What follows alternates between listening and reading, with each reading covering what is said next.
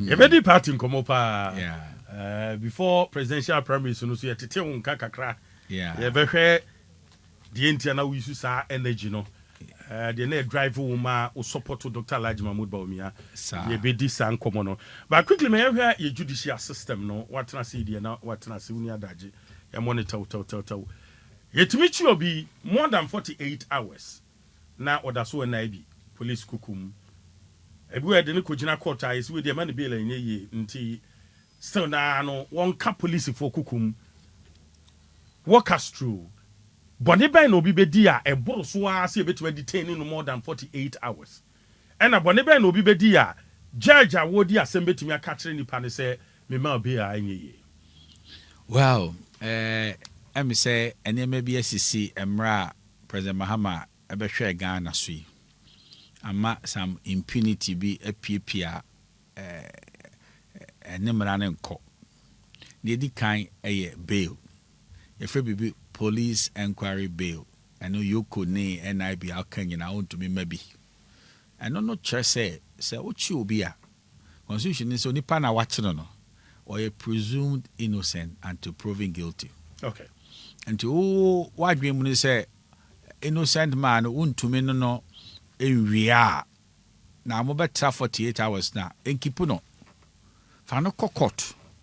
Now court no enhwehwe ekwanya obema ne bail no se ne be ya ohia no a obema terms nso obeboa no ohia na waba ho na amasa na de believe so okay what you be na ukra ban to me na what detain will be even ukra to me detain wa na okwa akobese 14 days kwa na mfa ho no wa abo ho sabran se ye ne de terms ne to so wo na wa capture the pano me terms na ade benya freedom.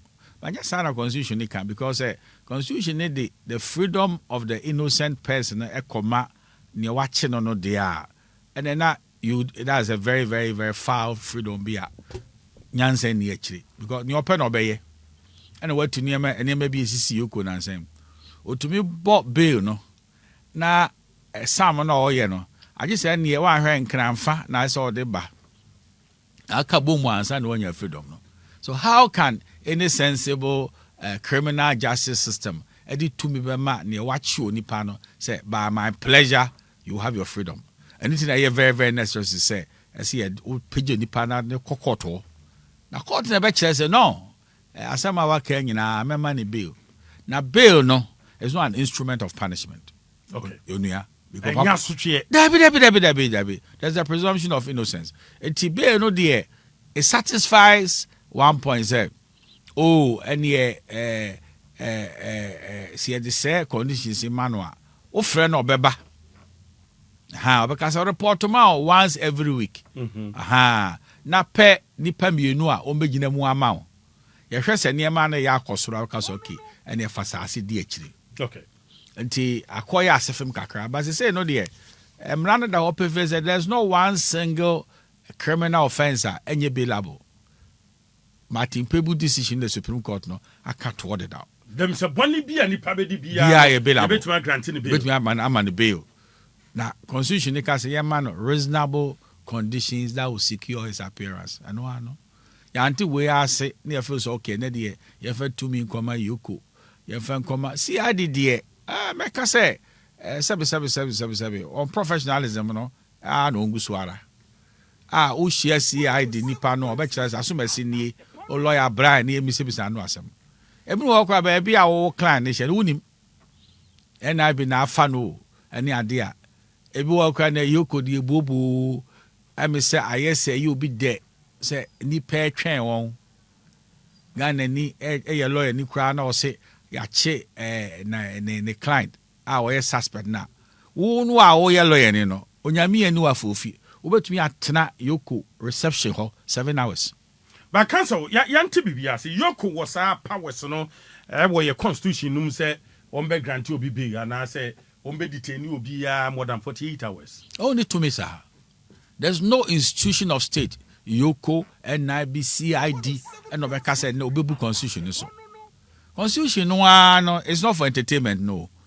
Papa Ghana nyina say man penny no. But the constitution at the buy I just saw your Christo ni was Acts chapter 3 there migidi na eba Timothy di ame me pese beti sa no wo ye office na on say ho ni nyina no wo ba article 296 on discretion nyina ne should be reasonable, it should be capricious ni nyina constitution na ka ho asem down na de constitution na amo man pani aba no man pani ba no emra na de ne ba na mo ebi no mo hihase ya say okay ye mu mra so because too many dey saka I will be into being can be ho asem the ade me time back say ade no kwa wa anyo ho a no wa kwa kuhuhum oh asem on the court untumi huhum choro bibi wanya ebe say judge ne me ya obaji adi so ene boni onipa na de ne free akosi bompata ba na nya no kore ba ko hwem bibi anim efiri se enye ne prosecution ne ka any to me ne mo no be prove by evidence and the prosecution there on one way di kind of criminal law no on friend the theory of the prosecution Archibald ne kasa sa asem no ye asem mo odupa they come with the theory ye kasa patre saying ne kasa ne say e ntontro a aha so otope wo mu afa beto pono so ne en check enti wo de beba na want me improve a hollow case is for entertainment value wan ko ba bia to wo kofa witness ne ba afei na wo ba witness be kana sem na lawyer no a ogina ho ma accused person no across examine I say enukuru mu a on sisi a improve the ingredients of the crime na e ka say submission of no case ya ja so onko and they are very easy and they been many age say on to me a press trial e ho de any one wa choreograph nkofo so wo mira be shia a press conference won nkofo kwa na ebi kwa obehwe won wi abehwe the question ye pen ye bisaw no abe kan troka afei de obi a ni wa improve hwe wa gu nani ma sekora ka se ono kra na wa difo emre ko ayen tra no uwi afei na pagya na akokol so person akotra no nti council metwase under John Dramani Mahama and the NDC CID fo nko na omo de mra no eye adwuma iyoko ni ada sino omo famra ni on famra ni adwuma executive bodies no yes on famra ni adwuma on betumi akra akacho so na se amani bail na enyo no enyo ono ntumi fulfill bail no aha eti oka se wa mani bail na ontumi fulfill bail no a na is after 48 hours that's what the court because what the law recognizes in reasonable terms to ensure so betumi aba eti o hina opa yen na ni sa de american also watch you be e wo yoko what you say and other cells and aka so okay ni enka betumi de a eni enkofo a oche hia himfie no mo efe me yi friends ayi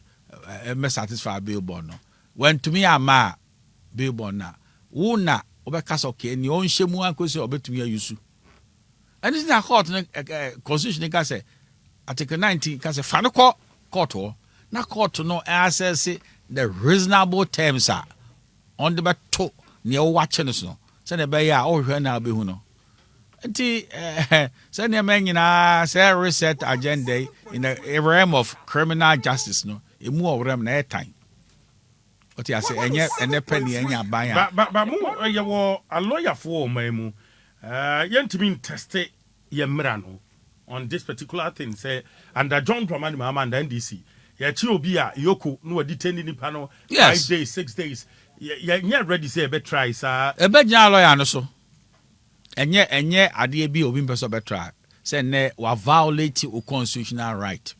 The 48-hour rule has been violated and therefore it should be compensated. These are a two abobasi again toto. Na sebe also say hey go for they are alive to your responsibilities. And yes idea will be accord them 8 days. Or them 8 days so. O say ka wan fat man ya ma and your money bill. O man nko. Want to me a meet your terms. And I'm saying say it is never the intent of the constitution say only law enforcement no on determine the freedom of the one they are investigating. Guess what? At the time on they are investigating him. He's not a convict. So why should he suffer and do incarceration? That's why constitution in answer say and she will be more than 48 hours. Because the time out he's presumed innocent and to proven guilty. And as I said, didn't call pa. And yes, I had now as me lecturer friends Mr. Chachuchi Kata we are enjoying constitutional lawlessness. That means investigative bodies and agencies, you know, 88 a month for Fahudi. Bebrebe. Ebi kura o lawyer no kura no say onyame amoawa. What you say? It's a glorified imprisonment for you to go and sit in Yoko for 7 hours. For what?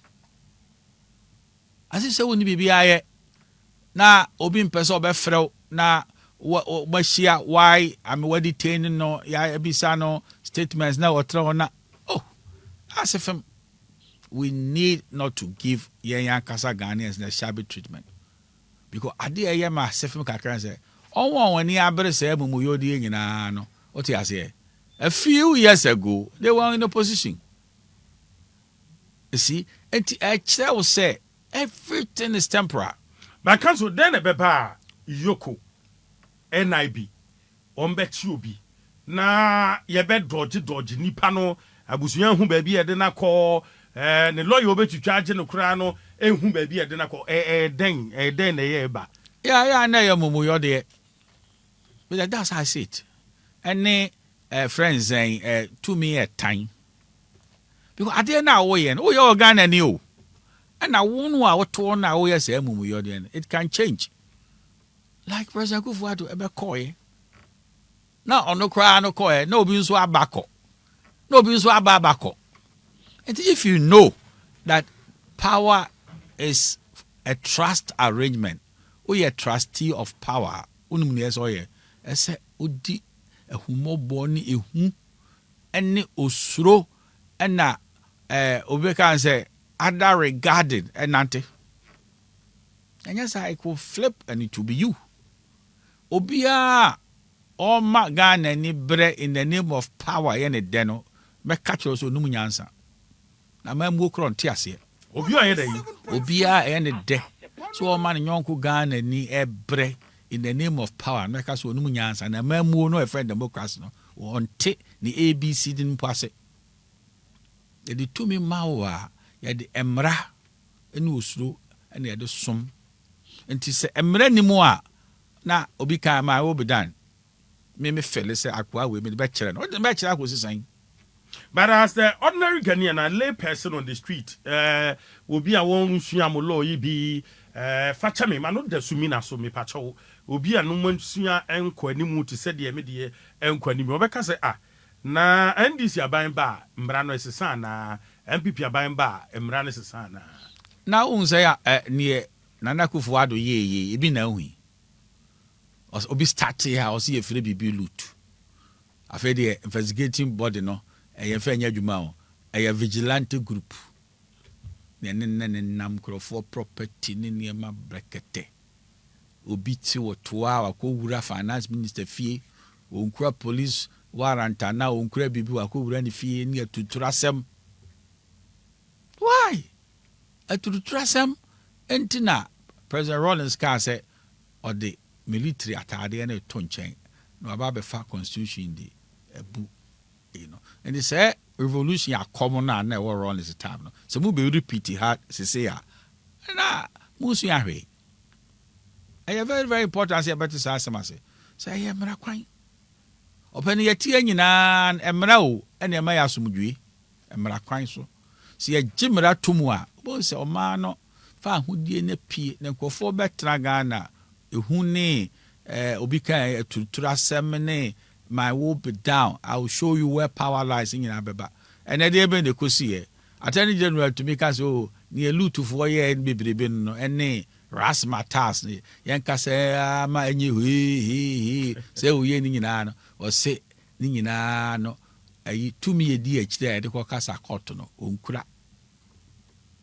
Didn't say, what Abua propaganda. I'm a more propaganda. I agree, Mupi. Dead din adwuma ti lutu no ko sisen afa ni am hu ba ko so anamis mani nyon se ene sase bi ba na yesi obi anya problema o ti ase ni akudi asem no press o hu wode ye hye onipa no court we ase chesen o pronounce pa onipa no guilty we a ewo the court of public opinion afa na also all ba no aba be arraign before a court of law. What the for you? The for we. A good name was here. To win your judge class of a Sanity, and now we are judge and card in the cockot. And he said, excuse me to say, the reset of the rule of law. No, maybe I say, rule of law is some more reset. Of course, now we never make a way. Every man is presumed innocent until proven guilty. So I say, we say, Yamina Mitchell, Constitution. Is that why your new Chief Justice Abba? Well, Mr. Chief Justice, Ebesha Marano Wayo. Chief Justice Biani 2 minutes. Obasha Marano Wayo. Unbelievable say, Ebia Obenya Chief Justice our appointed no. Na wabeboa say mumuyoni adia tantanwa. It will be your own person say Chief Justice carry. But Mr. Chief Justice, na ni ate say won. Na on for mumuyo de so. Although on our appointed and just say adifubia oni achiri. Because he has a career to protect. The Chief Justice is not so a vigilante there. Say na a man as in Tirase. And you can if you want to have your own rule of law, the idea ma as you don't get your quarter say Chief Justice. So I know why your party are pay the amount. So rule of law non just say or party are pay the amount. And cockerel. Emra different from or party feelings. It will believe it's okay, and that means many are judges. What? You want to corrupt the judiciary? So your judges will do what for you? Your judges will imprison the innocent. Can that be a reset of the rule of law? We have passed kangaroo also. And friends, vigilantism and any jehoni are they happening? But for now, lawyer for near judge for Timing Campo, say ya near Bequa, copy say, a bind best summer rule of law to my age. They catch your plane say, individual lawyers na ye see on clients, no, on my mouth, you will see changes. If you say, would make us an idea, your club will be a kind of one, you call with group action. Now, to also a lawyer, what practicing law maybe 10 years. Na yede assemblies ni trust no akwa to me. I see what you're saying. It's yen my see a practicing law. No, we should uphold the law. We shouldn't have party affiliations. Na eno nebema oma na kwenim. Every nation develop will be the environment is called rule of law. Emrane ahoden enya akika. Enye loot. Ene vigilantism. And I may appoint a nipa or hanko Supreme Court. Near where the amount. Oh, wanted the Supreme Court. You know, so our judges for 1 year few. Yeah. And to court now, dear, no, a corn, no actual corn natural. Oh, walk or chorokra, old to me and castle over Sankura because a pecuniary massy is a history making forum, the Supreme Court. I dare be a bachelor biano, well, Cochrana. Even law school now debate, and then my seven I could tan. I don't know one petition. This is not there. Who did you agree? You tinker with the rule of law, you lower the standard of governance. Council, Edele Bebama, Attorney General Trokata Koma Iyoko say you investigate you be Iyoko, as to say, my investigating panel, or Munya Yeminim, but as a be silent, Kroma. Because you Kroma na Attorney General Trokata Koma Iyoko say Joseph Yamin, national organizer for the NDC, you investigating about illegal mining, Galam say, one Abanga, third vice chair, ma NDC. But as now will be a nimble be a see investigate your more, then beba.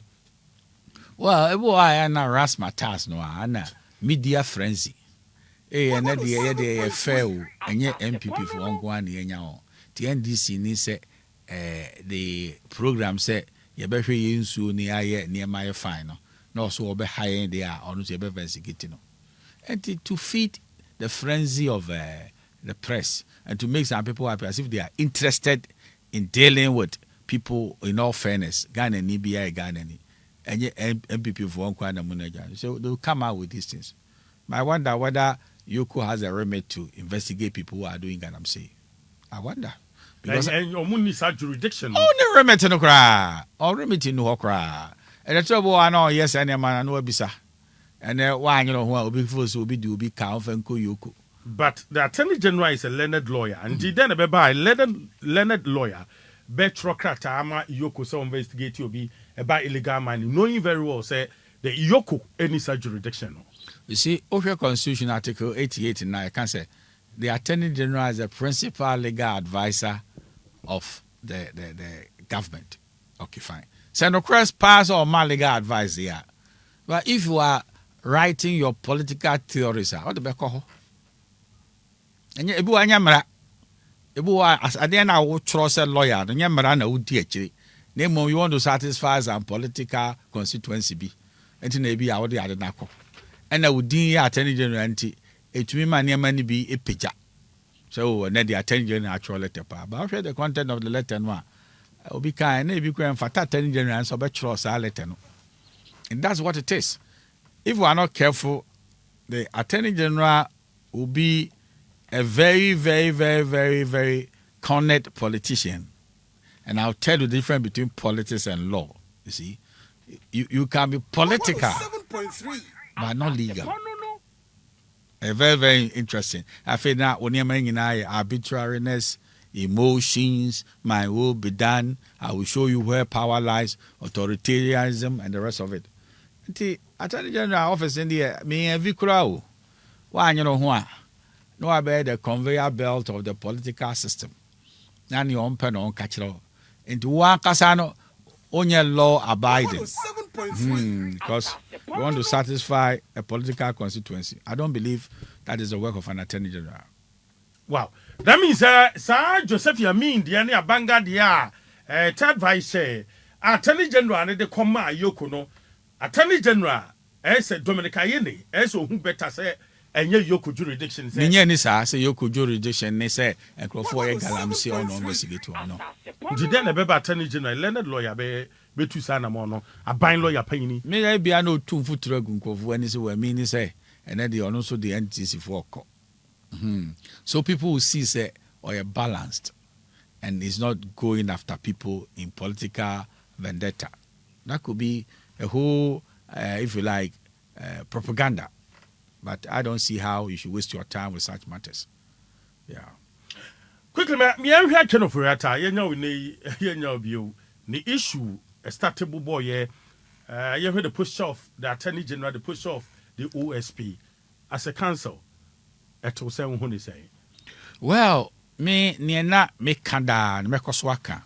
If you say Onyankopon boa na se ani ye be so hia na usua afra na ukura no o ka ne obeka nyina ne me nanan ye na metoa so ani ade me de no kura be mamo me tietia mo fa hudie so me mfo be yire obeka se ne ma nyina u ya no qualify me so am yare eti me view ni say na keno forata kwabrochire say yare a eye edi nya and okosa ne ho yare a enya enema bi atakere no na for say nya necessary because na me feel say so be ntiapa no osa ne ho yare a ese muja no na ohwesa no man ya metiti ni say afi de atra ho afi kwa de ni be otene kwa wo asidi emra me hu say o shata de afufuro bi na ye de handcuff agu nsa na me se fem kakra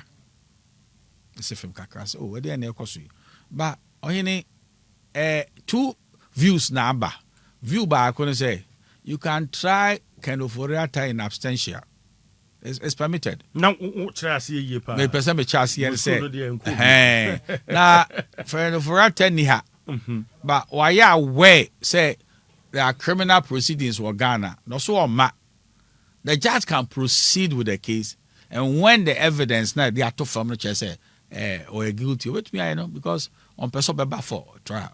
Another view is oh na can for that sober. No be face you on. Now one fa the case be am a good animal say and ne or no na wa ma wa cause financial loss the state near de. But when you tie and you can for reata and the lawyers and so it is kind of writers election. Whether to stay outside or to come. Ibn can say his absence is embarrassing to him. It is his election. Ibn believe say oh a be official or bar on be Jojo no. They say well lawyer for her. Nebe ko bia ko Jojo ko si sen. Me who be be ka say ne or innocent na or Shishawa 1 month, Hanadring. Until we believe say back and over at us, no, they are also to me so on between number. Fine. Ombe used to be on family council. Now the Kodia can over at and on between the nephew about fine. And Mrakwanso between extradite will be about Judicial. Another matter, I asked him Kakran say, Ubika na can red alert near day. And those things, as you say, is a common criminal. And say, never quite fan of force. Yeah, and never said the man, I mean, you say, is the right thing to do. But Nimina, no, Yamini Pedim can over to Yakolao and a 777 penny food in a cheaper. Until they should take a decision, especially any dean. The dean, send a dean, there's so much energy. Oh, any more ya, and to no to me. I take decisions, but no be redeeming the dear. Because any man send a corner, go baby do one boo. So we are the lawyer advice when and Cardberman, what would be your position? Oh, me and the lawyer dear, Nassau and ye arena, a Hanoa, make us on Ghana. Make us, if they say or any day, they see. Yeah. So, put to meet today, we are here. Now, a 7 on qua. Emrakwanso a ubetumi agina America so we die you move for. It's possible. Me practice criminal law, me go to practice pa. Nti so or your client and ka ba advice and say nya yade no yade ya. Ka ba advice and say wo mrafi. Send e be ya own use no absence in anim ase. Me view no. Because absence, no, when it to say there's always the court of public opinion. So Obia ka say na dey down my oh, Crojan, the out here, Bruce, at the end. What I said, now be facing one. And interpretation, I am here. All the interpretation, but to so, now you troca, as you say, a be a Ugani bibi. And so be an antissa. Means so, the American, I could see no, because I never bore or in the idea no be by ye. You're not Ghana for. The court, no. And never crack hot to you and cry. No, service a more journalist would me pick up. Now, go for who send ye court no you open and ye kangaroo court. Until Okofa or prosecution witness be do or no any, and some more can it troca. They say, oh, lawyer and cross examiner. Now, lawyer and tia 7 year potoa. What's a press reporter? They go for who say, oh, we neco. A Sefim Kakaraba, Sani Yahuno. Your judicial system and legal system under John Dramani Maham and the NDC. To say as Ubia Unimumra no wa year Jumanache. Well, minimum say judiciary no an arm of government is not an extension of Jubilee House, the executive.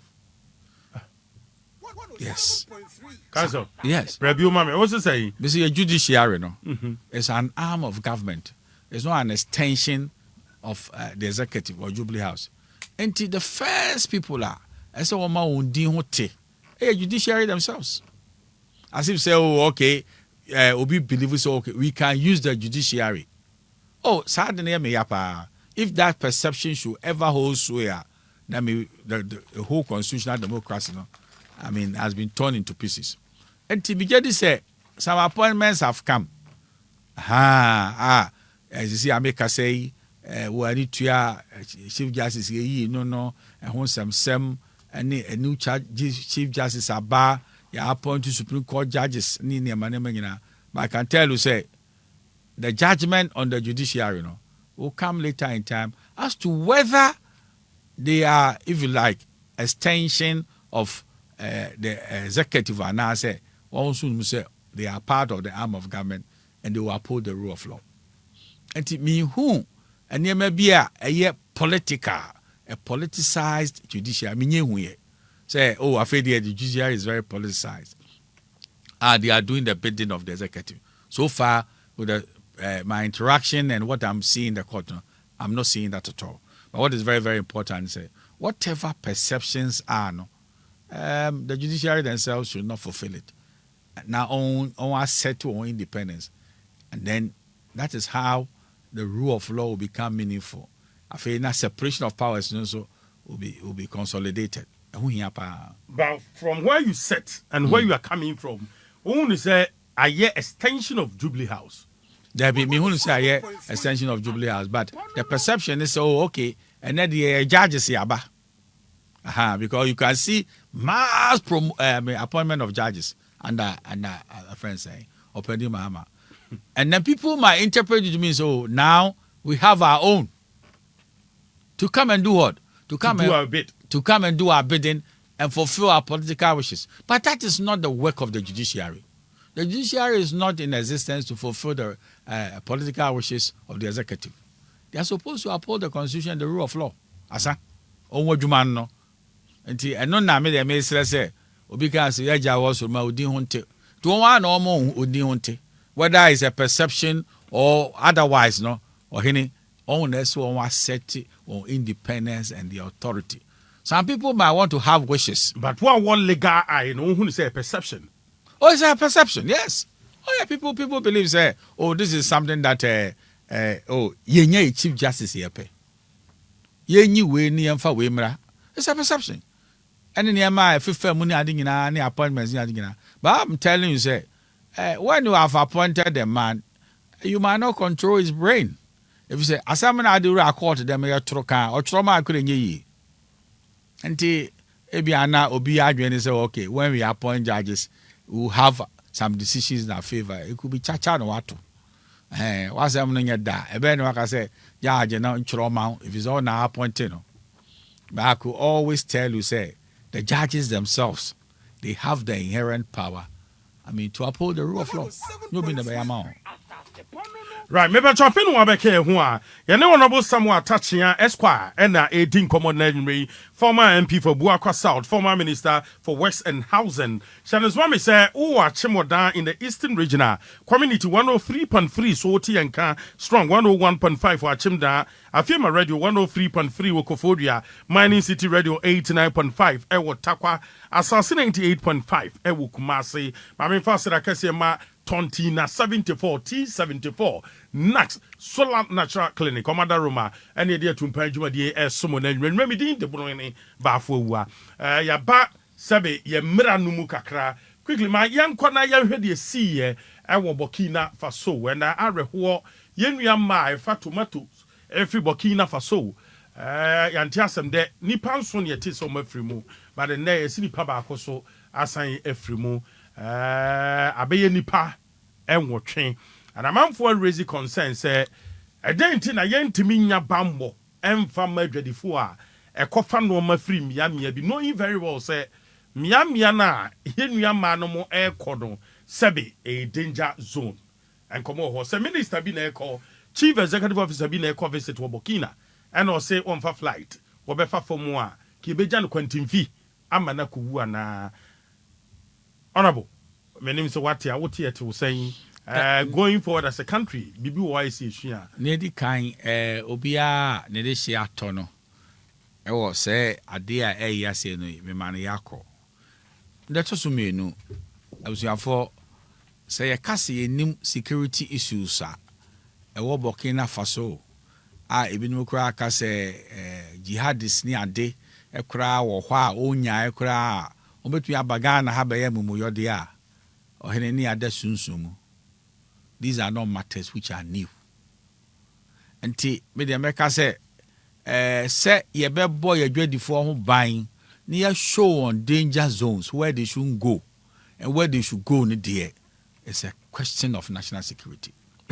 If it's opening, your TSC, I can say, oh, yeah, then no be the better than the idea. Want to be blocked so on you. We do be on one call. And then I can say a caco, smog and crack, or for me so, oh, yeah, you have 5 recruits because we see a diddy. Bread and butter is soon there. A whole or bosomoa, 777, will be kind, not come to adding. Tea, Cofoso on be penny on be dear. Now, I'm called danger zone. Me just say as a bambo by. First of all, there should be a clear understanding. Say, he and the war Burkina Faso. One where you are far back to danger. I say to me identify so. Oh yes, but be out with a had the horse. What buying crown or 7 between me no. On person on build a horse. I know young one, Juma, oh my moon. Yeah, Cassia Juma. Defense Ministry and as Interior Ministry. Yeah, a combination of defense and then interior. And what is even critical, national security. If you say, top underground information, national security. Only human pa, only your boundaries, no, only where it is dangerous. No one feed the other, law enforcement agencies, no. Now what to me a demarcate mobiase. And the Ghana for most security say, moko pe di. Mobo koya Burkina Faso, ehu. Ne mom upeso yene ho ya korojin aseme ma ho a aya amokofa. I believe say a mass lease ya say mumuyo di emma. Na ne obi kan say eye den nkofo say ye de ebeko Burkina Faso ni akwa akopɛ tomatoes ya beton Ghana. I want to come here because Buakwa South there. When you say farmers be Ghana, your fertile lands wo ho asase a asase bidia say sebi lorry kwan so kra no wo de aburo eto na asphalt na tutu kakra bi a ebetimi afefe. Why Burkina Faso desert so? Well, and I can say yenhwe agriculture ni yi kakra. Na so nyame chow ade kese je say asase tra 7 year old kan say if you go asphalt wo na say eburu bie kwan bi ni a wabesi be fifia, then try and use your resources very well. Because say anya sa ebe say a tropical country but ebe net importer of food, tomatoes. I didn't need to be yes and ye can't go for a irrigation system. And send your man should be a national undertaking. Bambia fa enshemukena. A DB between a Ghana be and say importer. And a fake crown on the Akofa ban say, yen value addition no and count. Say, Okas and Nedia, tomatoes now the other export to because my irrigation of Ghana, I then also own can tomatoes na ubika and go so MA import na wow foreign exchange. Until send your man national assembly and say, ye war lands or very good tropical land. You bet me a duane baby until we shouldn't import anything. But if we can put together system beer, a better production costs there, then we should do the value addition and convert our raw products produce to some other forms of it's a better can use a better. So we have value addition, the better foreign exchange regime. No? Right, and then it's about a year because when someone for raise concern, say as of now, okay, say you defense minister and the defense minister na timi yakọ Burkina Faso. As of now, maintain say acting defense minister, finance minister, on our 2 force and wako Burkina Faso, maintain say interior minister call, foreign affairs minister and call, and I'm on 2 ways and combine to us now won't even 2 years. Well, because I have very, very serious matter emergency, say, me say, on matter, send you okay. You see, you need defense minister. Only at 2 force Fese on the cocoa butter carriation. And why busy? And ya dear, obey Jackas would ja dear koyako and ye messino. And it's about time, papa Mahama. We a bear moody and you couldn't, like I say, and ye sub a kofo no we know. I feel my anti kunani and Ukrafo no fantomane and to what would mean you know them. A man will do since I can't see a nation in which the finance minister is combining his work with the friends saying defense. And near me he has a sort of tough no. On ye say and this is when you're baby or appoint to be now 7 and maybe one. They could send a delegation for I hear and say and who be the air coso. But it's a physical presence there. You might be right. You high power delegation be a 7 only waku share or counterpasser. On boo home, no actually may be near first hand information near to me and how it be treat to your bonnie at Tisano. Until I know they are working on some things, but I don't believe they've done any physical visits. Papa, the ordinary Ghanaian, I will speak to the ordinary Ghanaian on the street. Ghana for Wufi, Sabium Kwahona Mudin Komo. Defense ministry, a crucial ministry, important ministry, as at now. about 8 months, 7 months, yentimi nya obi a ese chenchena achen yenya replacement ana. It's so important say anka ensese chekra. Ope substantive minister na minua no film no adwuma no toaso. I don't know why obi kan asade ache. I can't explain. If you say Obambo to me back here, ministry no. Now, if you have a header, utumi hold no strongly responsible. But where somebody is doubling as Because anyana juma fi kwa no, sebi kwa no, owie kokoi akuntabu na wakwa akɔhwɛ na eme esi Burkina Faso. You see, no matter if you like, no matter how powerful a man is in terms of even capacity, at this one you know way the every bit me a book home until watch it. If you ask me, I say so banana the MC we be wake up calls papa. I say baba mo dia yenye kuna yenye na fa obi kwasho ho na omeboy nti eso hwe sad no tragedy esi ewo Burkina Faso no ohun ni say asoman as NDC aban as ye mampani John Dramani Mahama omo feli Ghana for omo feli traders no. Well, I wouldn't say that. I would say sebi enema bi wo ho a present and real on ya when so say yenkofo no koho ekudidwa.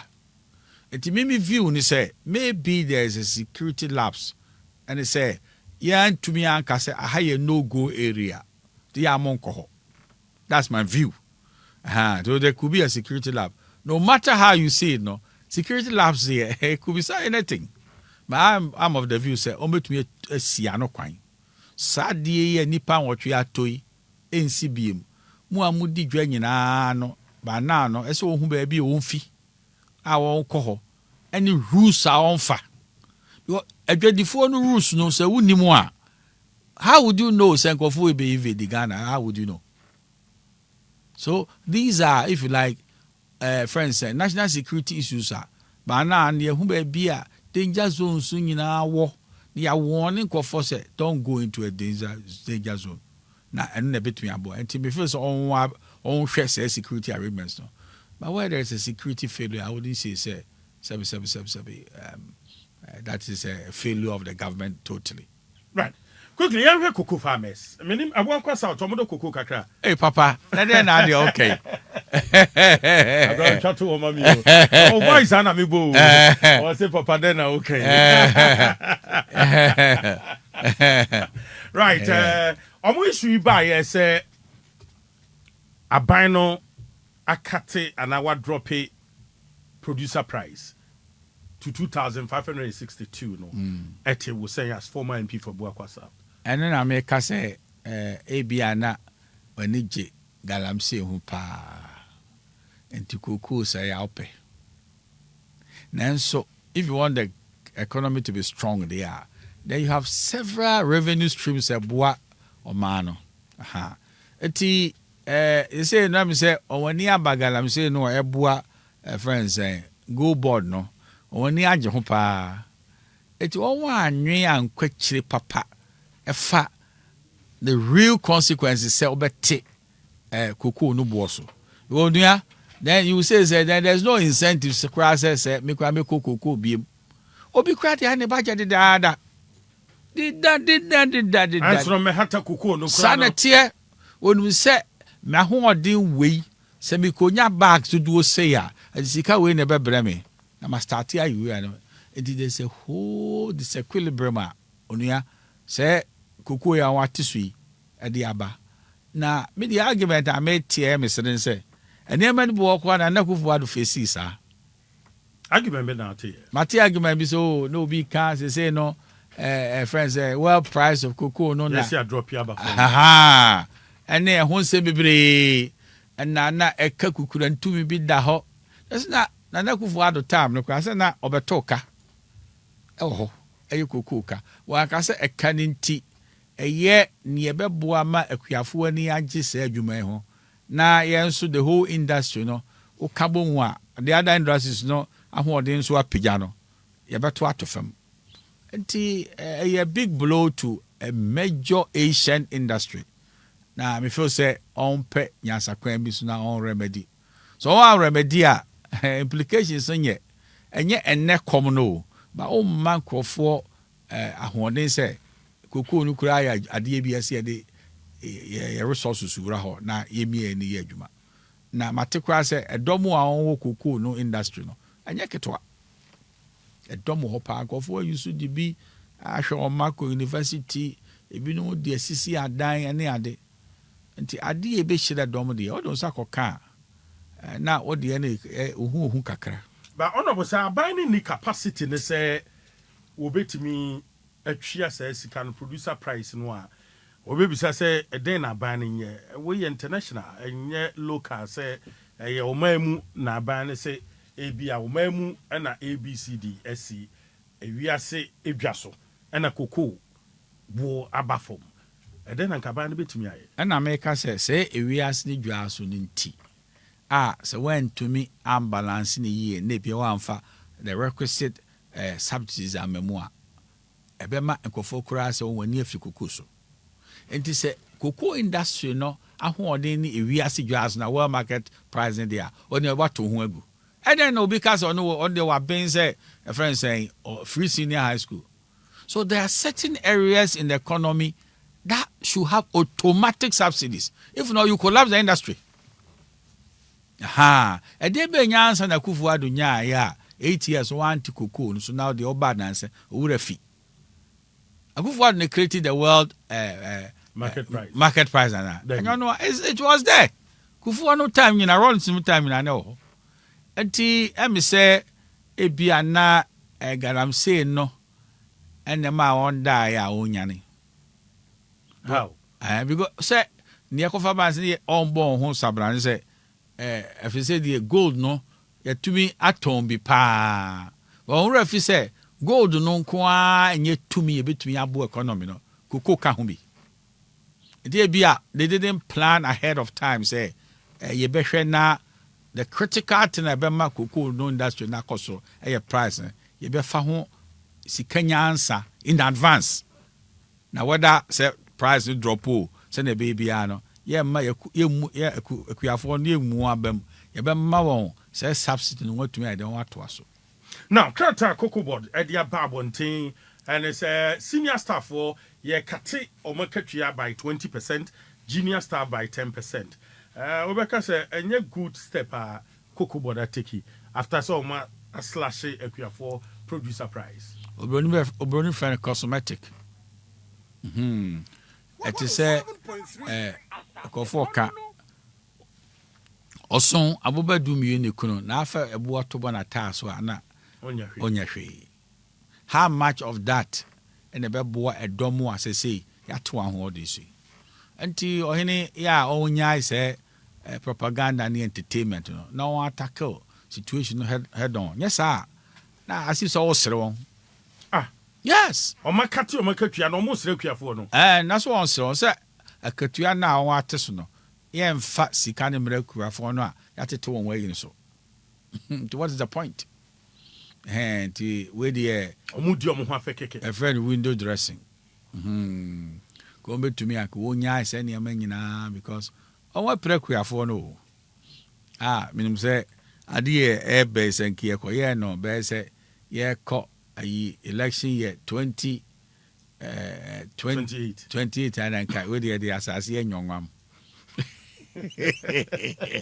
gas unya ekofo industry no ye 1 million say na ya pon amobro 1 million ya pon and more dependence so ya pon no enti obia say no tufo kan ekofo no de okom ne ehufuro e de to aba no say na ya nesi they owe it to themselves to remedy the situation. Yes, ahotoma.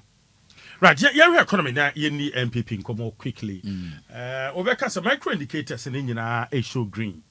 Bit inflation a drop it to 3.8%. At the pump station, the affair of filling station, petrol bore abafom dollar to see the exchange rate BBI kama. But when a session of Ghanaians, din komo say so na hit ukrum ahokyere ukrum. And then beba ma microeconomic indicators no show green na ahokyere beba ma mfo so. Say economy no artificial. Why you know one tia so for say ade BAC go peja a friend saying gold need to me na show up the currency. And only idea on me when ye pa say your reserves no it to me dibua currency no. Okay. Now idea me who say obia or say oh sika nipa na ni sika o ni wiase o de ba nyina he's interested in his credit.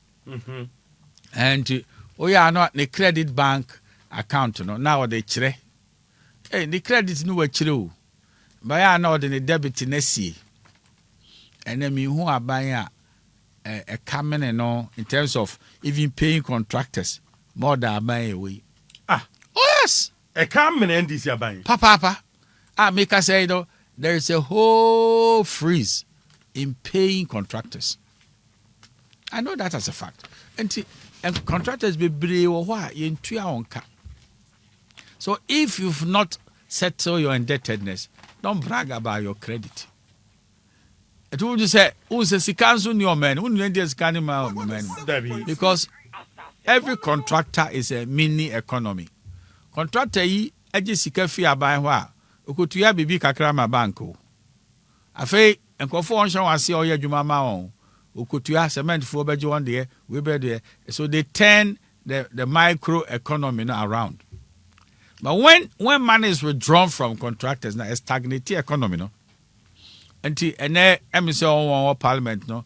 Emma finance minister Emra now me explaining a friend saying contractors are in 3 hours and what is the quantum of money which they have to pay contractors. It will explain to people as to how a hyper economy, no, you for good and show up currency. Fine, it is easy to do, but if economy no is not taken, if they say you into contractors, or many more, I believe it's economy artificial.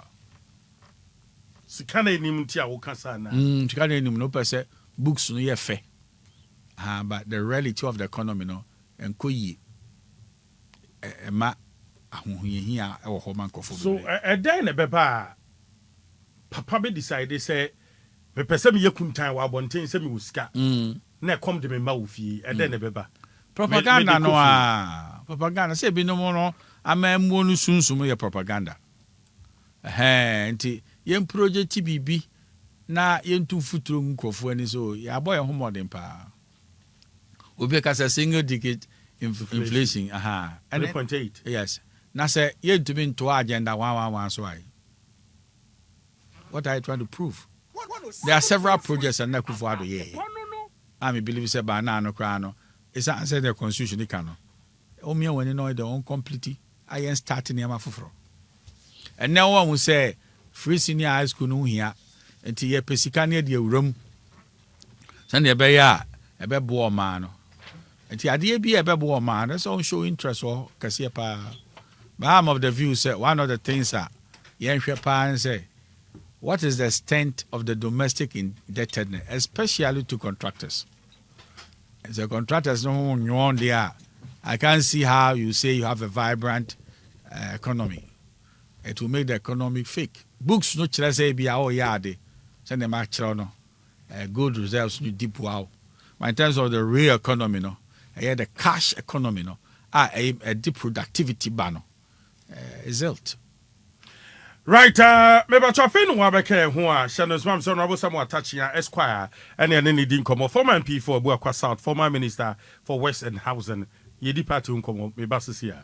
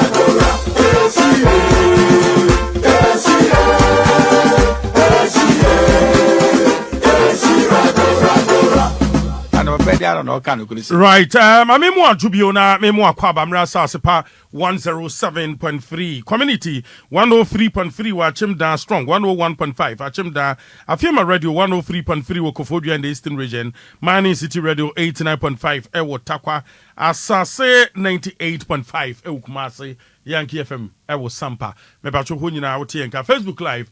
AsaasePa 107.3 social media handles in YouTube AsaasePa 107.3 X AsaasePa 107.3 Meba cho betimi edi echi Honorable Samuel Atta Akyea Esquire da so ewo ha yendi party nkomo kakra na fe akra yenya no na nkobo mpaye na agora menka se trinkwa na za menka dey oh yenyina trinkwa because we a lawyer ampa kezo bizam ze denti a domino die swabem that is all democracy is about. They call it majority rule, and a domino need that so and the baumia and they expressed it convincingly. 7 boni bia amem oye ni bia mem obi kan say of say MPP be she MPP anhye. I just say a very mature tradition. I can fetch me maybe some questions in the way lawyer will be some questions in tea. Where they are not the fetch me. Now only Canada or Hene Japan, only Canada or Hene Japan was some now. Debbie, in the assembly. I dear Bakwa Boame. A mamma dame dancer. Ubi any one and Muguasi, a memiska. A principal, I'm the Nanti Ache. So Ubi any Viasia. The Nimuguasi. Ebe improve my bank account. Eti me ni obi oya me so one enemy. I don't have one. Assembly ni montem. Assembly ni ho. But na critics be can say we na wo kasa na so kasa ni gear towards Canada or Hene Japan. Sana na eti na. Na ntesa I can see a comparison. Enti obi kan so pe bunabunu obi so no so pe a friend say whatever nkwan. Enti ye be test it. So it was, I was setting Kennedy here Japan against Baumia. That's all I was doing. Me cast won't onye ni papa and that's on the you. But o compare wo me no dia. Oba kukura leadership to me no say mark. It no kura leadership to me pa mo fema no. That's what I was doing. And yet turn him. Na nukura me de many who and say oh na what comparative advantage na obi wo over another man. Say comparative advantage, you know, be over the other person. Mo fento na mo koto abanama no. If you say more than a choir, a bit me a yama ye nyina MPP. Campaign time na wo kan bibi asa na ya to abawie victory aba ye beka sa MPP na edin kuni ma nye Dr. Elijah Mahmood Bawumia a wotena sedin apostle obi sa wo say we dey me hu ya nka manka na bibi enu ametwa san. Because anyama me kan ni na no na me fapem no no korek o hene meka no kwa cho say me nye ni se begu obi ani mas na mani akogye akoda o e kokuna ni mas ye nyina ye busuafo ene yesi akan no de akan sie na yesi no na me so me ye emu amane me nye ni se me kan se bia na o hene eye keka kasa e kasa ya e tra ya che ho manye sa ne man bi ne mo me the facts not to ho opa ko tie ne me kan nyina me the facts no ko to I was speaking facts nti bisira ka se ya na santa no kure emu ya etise kumu a ode idin agum enso echire hili nti be fumobi a onfa jame ba ne mum boni ni echire kura se abayi baby a what drew MPP mu and ya juma wo ye wo experience ba amamu mu wasum Ghana wo experience ba party mu a wo di party echi ache na wo kasa wie na wo te se Kennedy camp for no kasabaka yana neto say yeah how aha make back okra because na me so on this one yes is so because bibie no a on to me the facts counter me the catch one sense bibie who asia they are in a public space already, so you don't need even evidence to fight me. They didn't have counter evidence. And one say, "Oh, make it can see me ni idea about me na me fenya dwuma." Na idea ba ko a eye me den say eventually no abusuafo no kasa ma ba omia as if to vindicate me. So I don't believe say so your comparative analysis na emra ye wo mu idie akonya ne fata ba omia. Madam so ye Christosumni ukwasori pa na uji Nyankopon di pa say wobi kasa massacre free me bone ho ensem a meka ye my actions and inactions aha obi a won fanche me mabe ya bode foforo a na nkenye ye Yes sir eno no enye emra dodo no a wo pe bibi no because obi ka free bibi okrama ho brase na obepe to me it obepe to me to one pretend is afa de abufuo no kɔ hosa enema no bi sisi kra na emra sensem nyina ba afa na prove biem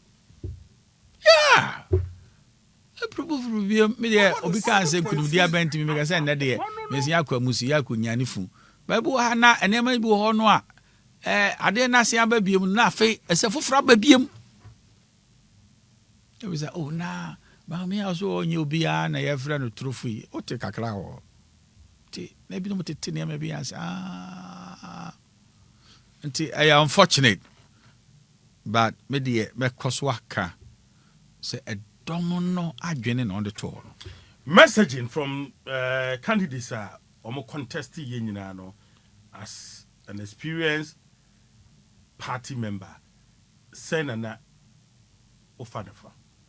Well, messaging nyina na ye kika ni nyina no ohene ne ebema edom no ho aton no ba me aka anwa sempa ebi wo to be kra to me the ton anim say constituency bia no kra no ye ba appointments on fe nipedu I feel the constituency because sometimes ya na appointment no kra chi adodo as you say constituencies dey be nkan okasa e kire won okasa emwo a ode bebo edom no afei ono nso eka ne track record okura track record pa ono enkof edom ni nyina no okura track record pa wa mamu yo no awadi friend wadi akufu ado achi 16 years abedi friend saying vice president ama enne na me ka kire nkofo na oman mu ayire pa o last election e ko na mu ayire na ye kon and some why kasi and go back so obeso gu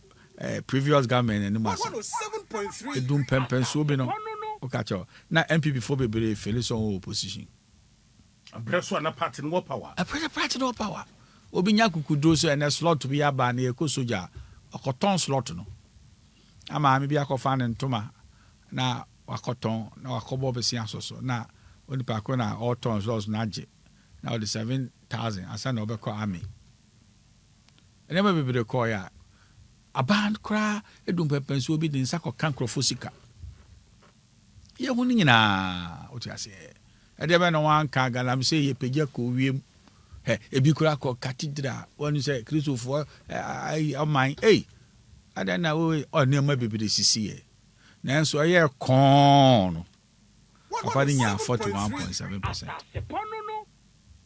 President Kufuor try first no onya 39%. And that just a value be war by omiemu a Ghana for hu. Ya to we anto antwere sao 41%. It did not make arguments and na me the tour dance no be enya 41.1%. Ade ma President Kufuor ko biem. Ade ma ye ma nado o compressor. Ade na enya ma papai na on fa 9% nka 41.7%. Near cross 50 plus 1. And then I must say, start 0. Na ben e beton edomo a nipa akai be keka ni nyina ba me feel say na etonko fo asum say e be ye ade foforo say ye den yes ya ko recycle papa no Enti I was here for me say here. Na fe ne hote. Me kanda say me dey me ba policy me kakra no. Hey, utra policy 16 years pa na yen fa scandal so awa. Any ehwe uyi kakra. They should know that. And now he has become the symbol of the unity of this party. I want to talk about that. Very, very important. Results, no. What kind of symbol of unity? Emma MPP. How? Why? Because a domino di nechi. Oh, and to say domino di nechi, and it's easy to use the cloud and say a domurano. Actually, on one and about but 44%, about percentage wise, as would me sign draw sanity. It will be to be using the cloud and say, if you like, the majority on the side to draw the minority to join him. I feel very fala. Now I'm what I say, I did dying term and yanko for no one lose no. I did dying term and the vision of giving NDC one term. That's the vision. So on TSS on MP before pa. No, Munya ready. Oh, maybe I nene asem fufro. Because then tell me cause Munya ready after elections. Let me say it to actually baby as a country. But George Oti Bonsu, some name the writer. When MPP nipa was started base. Bass be near Brandy Academy in Japan. The pictures ebo pass no. A show unity. Well, be a no entertainment kakra. If you say the future of even can cry in the political arena, no, MPP mudia is to team up with the flag bearer to serve Ken's best interest to partner with Baumia as running mate. Oh, not in terms of running mate, but for all the political clout Ken Wono. What do I say? Or the Bata Baumia and the Enohua. It will stand him good stead and it will look attractive. But me who ni obey be okay, say me nya dia and ya men teme ho. Your friend political suicide. Me move be di but nanse ba could be or 10 ho. Hey, wa anya ne ho kra na nka zero no kra ku fi mu ko negative. Anti at the end of politics no. I know say more yeah in terms of the money investment and the rest of them no. Now so empenindie nyankola agro empenindie say and asemo atome ba asemo na anime so if you say ochina wanumuonyam sen ene ochina no onyam nti tie be ma NDC one term nti be de ma ho de be ba be ka Dr. Muhammadu Bawumia ho na yensa ka one term because yensa aba back to power and then when Ghana for ka and the MPP ka MPP I declare so onye a Christian party.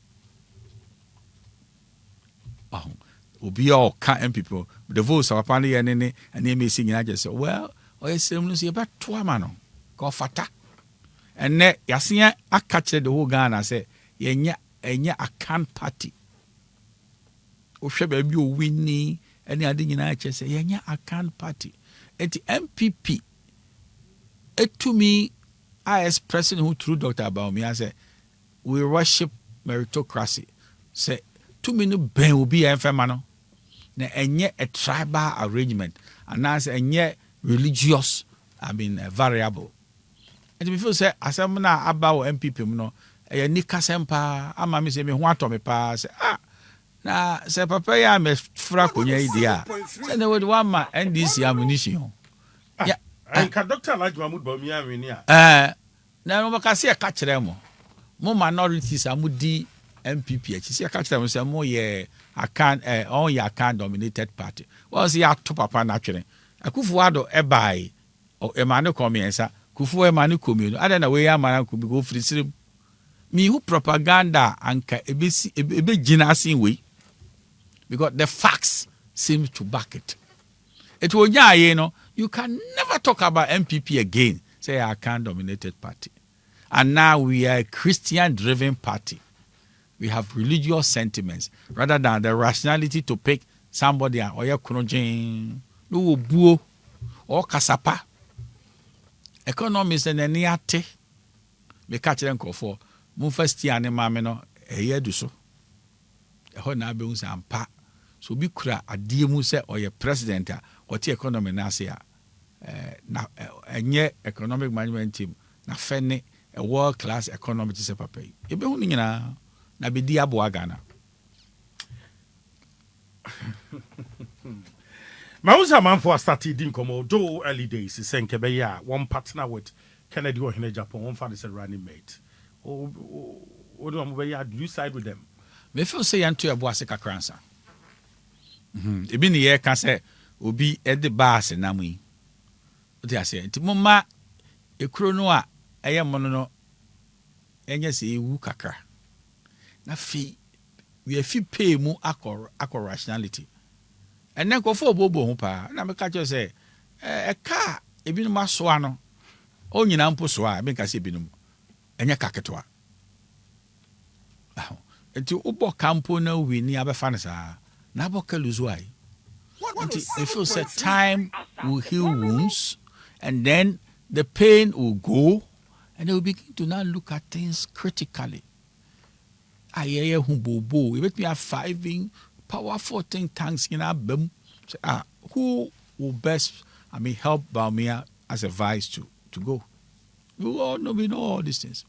But the major assignment of today, no, I make just say, yeah, started the unity moves, no. Now, yeah, starting to show say we are the alternative government, and the media can because what can be. So, let me believe we say, yeah, shows we have a superior understanding when it comes to the economy. Our own rollout, near Kameye nie, Koko ya ene obikaye Edwa Shasi. Kame oha kase na meye no because ye dia ye bida Akufo-Addo wa ma say yensi. So what people see is we dey owato abane ntamo na flag bearer no elidi ekuo no afa kra de ye tua dues ade ba akwa me de eto a me ka say afa mu me tua dues na say MPP fo nyina ye 4 million people na say okay obia entua dues even 10 Ghana cedis kra every month. By the time I ever call, if you want to do something, I just say, the commitment is being enhanced because dues no cry soon. Say, and yes, I the man no cry na cap, but the music actually. I feel they will summon the grassroots with the dues paying this and the money, and Sunday ever call him kaka, that's kaka, why between their money.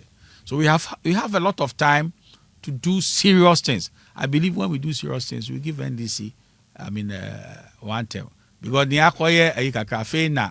Almost back on Tokau. And you may see me say a microcosm of the bigger picture. Nti afi na we en ketuom afi na obo you fly bearer ayen tono we ano mo aben nti ko pejo bi ba na ni mudu no enu ba omi ade no dia will give them one term. Right, who see at Wabani we a lawyer for no amu party the more kochia Dr. Alhaji Mahmood Bawumia. Very day and bow betty alna more but Argentina. Oh, I see. No, I busy. Yeah. And to a male I know when in como. As now, can I do a Japan and taste what call Dr. Alhaji Mahmood Bawumia or Dr. Bray Champon Coho? Should it be a concern? Oh, me feel say Yama Omrekakra. Maybe they are planning something. And I say I feel na ombe pipe down. Na ebi kura wan kwa yebeko. Wan kwa yebeko. Say ye na yekura itumi no. What you say? And na afi de why bad time. Now money be say ne no ebi say na what to say. Na what to say so ntoka. Say ne yakọ no kudi ko na to say na afi ne yen so ye pese party up. But I feel say personally, my kwan be na be first convince Kennedy or Japan. Minim won fan chemi. Minim se bibi hye ne me na se but ono aka se bibia ni mu obe support MPP on free MPP. Enka den na be ka kire no. Me ka kire ne say yen accept statistics. Because statistics you to me or arithmetic you to me. So we hear dear ba ku ne be winning. Yes, then don't be surprised. I can't see a ye nipa back no. Or it is not how emotional you are or your money bag. it is intended say ba ko no be den Obewini. e ba saa na open future significance. You leave your pain, your hurt, your financial liability, and pitch camp with near we no. If we say enmunyam e wochena e sing ene. Because asem no, because who knew ni obenya ochena. So we do pain e to nchen a. E be puapa na go papa na show a lot of maturity. And then me see any na want to go. Na me so me feel say ka I saw the bear mood there. So Thanksgiving, no. That's a senka. Omi wani na ko baby but want me ama baby nim what happened. But me dem make say but it can't be. Oh, me feel say as if say they are still looking at issues. Me that's all that I would say. They are still looking at issues. But me JD say and me papa mo no about time there about me I share unu mo. Na and you wish you said Dr. Elijah Mahmoud Bawumia and call Omonaso. In good time. Me recommend say in good time. Why not? Oh, say what did you say? And you may be the CCO. And he be answer afe na you call Muslim for the year. Ye we I call we. Thanksgiving. And afe na bia oba be Thanksgiving thank you tour as they call it. And no na bia nyame hu ye mobo na ye gina we see we na brand near. We gina in China. You could stand there, so your call center where the Ginan in China. Just go for that one boom from there, and then actually because leadership is symbolism. So we did our way in China. So I may call baby me here. Me ma MP phobia na ebia or your former any current one April. You can platform back also. We kasa no we kasa. A quickly papa. So without Kennedy or Japan brain champion, do you still see MPP say or meet Mary in the 2028 general elections? Well, assuming so kase me ntwe me ho but ye won crophobia from no phone kosi ankosi koda konongo kaya wonu a won so a wo me obi nso a me ntwe me ho ba me ni akire me mfa ma ho den me mfa me nyansa me nim de mo a. So do you see MPP winning 2020 general elections? Well, manushe sumram me nya ni so be sa ba on ye sampa e bi kro won chi tai for me be firi won chi me hu achitaifo bi a 7 ade ne ye won ya ebinum kwa MPs se me pese me bubo ni a wo hu so ya lusu onso ekokoden pa e ma akompreko pa minim MPs bi on kokoden ma no pa sitting MPs and see MPs for no e kwa akochia no na wa hye na tade fita na wa ti hobi now who generals ni bi omo no kokko no on say okay yakoko na wie ya defeat ni e kwa akochia ni odi nkunu na now say okay odi on kwa e be do be kwa na generals nyina be abandon because send your ka no say enye me a ense no MPP for ya won ni papa enti na me nua pani ba ko wan kwani mu no also I do quite what no. But MPP for ya no when ni say esubano a sanya me aye ntontwene no. Anya me dey ayense hu. Enti me je say it is in their best interest to come close. Na fe on barrier on differences no ampa say ochrampo be ye dey a ye beka hu abom. Na me je say on yesa no a sanya okay numbers game. He will be a but not negative numbers. No negative numbers. Because a boo honor say when ya can go for be campaigning ma ba umia dia only future. Say a pie say a net ba umia peja hawa. Also yemwa in future dia because they be to me fema. And you way na no say NDC buy a penal. They'll use it against you. Big time. In fact, anybody who does want to promote the victory of MPP 2028, I call it self-sabotage. Because now Abrona is very pronounced. I could make a nose and Yamidia and the inco position. And go for super so on one baby. So how can you glorify your own pain and make your personal cause greater than the common good? Don't follow you. That's how I say it. Council, Brother, finally MPP 40 Ghana 40 years sorry. And then Nyame ase say ye ho ate. Na nkoye nkontima any please for sign. MPP money ebuo na Onyankopon na edam ase say mode say anibue to pepepepepepe. Ya nti ba bia say ne de akoye te say o obi twitu no obi so fair jan ama please for no ye adwuma.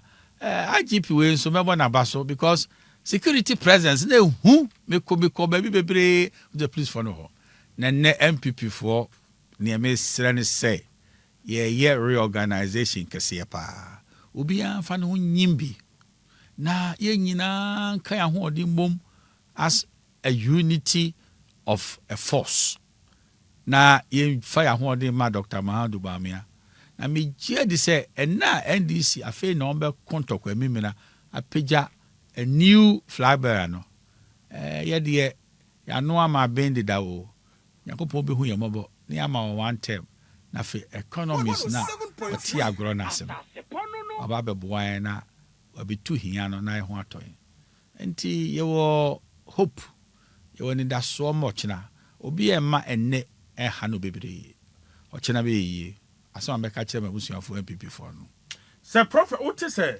prophet bi aka say questions we have fache be candidate bin kana come anto ne yam no there still who say we be lead MPP 2028 abra to abawie settle on one candidate eba sum no so a wo gisum ne dipa etos ebeto saying ebo ha na ondo akoma na kasa de nyame na kasa kiro ko Onyankopon o yusu Cyrus o kwa Isaiah 45 Onyankopon yusu obi a na wonye Israel ni ehye ni din monyam to Onyankopon betumi yusu ba omia ene enkofo bebere no so on ye na afi ye pie se emiso nyame nkasa age se ye beto abape on wa be prophets to be on kasa asinso wonu mo kira on chen the next go fine e will not na emetu hia onyame a ono de loto na nanije ho say ye beto aba no nyame loto naba na on kire ba bia ye next crude oil I bebro Saudi Arabia onyame mie say prophets ni bi ani na o me ka fe ye ko hwe say say na ade ne kure nya nke mpie fiche bi say oil na tie chebi say enti on ye alowa on office no akoye loto nkoa so for no loto no mucha na nya na o ka yi so say na koye bi ade be na wo yo hu ane u project said that owo na ebe mu ade ebe na ebe mu ana nti ne esi ya no ebi mfanya adesua na emom kwa me believe say unum say osomasi na ebe ni na o mpe o personal popularity ya akoni fie ati say o kai friends near David ye Bashiba yi okun yuri na osofo panin Nathan ye bie so kire no so rese papa no ene obi yere ada no wase yaku papa na ka ho no oti ase wa fa anko Joy FM na newo Israel no akra okohu no personally enti ya na won popularity contest ya onyai onyame a on beso won use onyame din ne on di gidi no he went to the man privately enti na ukọ akompre ko na aka chen se obe win privately aka ne wanya sem ha na betie ono kra ntimi mbeka dabi enti ye hwe ni ye because choro no and support to popularity contest. There's nothing like that.